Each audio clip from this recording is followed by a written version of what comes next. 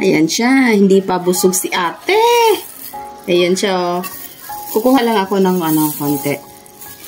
Para hindi kasi siya masayang kung ibuhusan siya sa lahat ng salad dressing. So, ganito lang muna.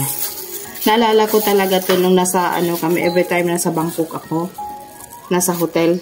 Ay nako, doon lang talaga ako makakain ng ganito. Kasi kung dito sa bahay, minsanan lang kami maghanda ng ganito o ng mga ganito.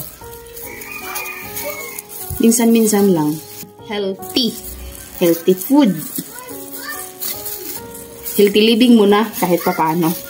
Paano kaya naging healthy? Kanina nagkumain ng put-put. Hindi ko mapigilan talaga ang kata. Takam-takam ko sa put-put. Sap-sap na tuyo. Ayan siya. Pinagsama-sama kasi ni Habi in one Tapos eto siya. Hahay! Habang ginagawa ko to, natatakam talaga ako. Nung nasaan ako, grabe kong kumain ito. Kasi inano ko talaga, libre. Ayan siya. Medyo malaki lang yung cuttings niya. Ayan siya. Ayan na siya, ayan siya.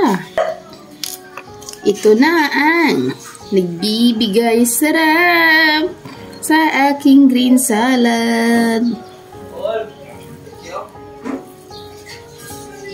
Hindi kasi ako masyado. Yan. Ayan. Kung pari yung yung pagsal, niyan, hindi ako masyadong sa sarsa ng yung green salad. Ito yung ganito karami. Tapos, ayun, sirain na natin. Mekos-mekos lang natin. Sinong green salad lover dyan? Kagaya ko ba kayo? Ako, eto. Minsan-minsan lang. Ayan siya. Dagdagan pa natin ng konti.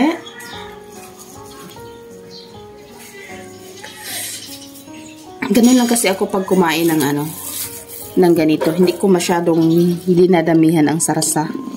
Mas gusto ko pa rin yung pure, talaga yung makain ko. Kain tayo!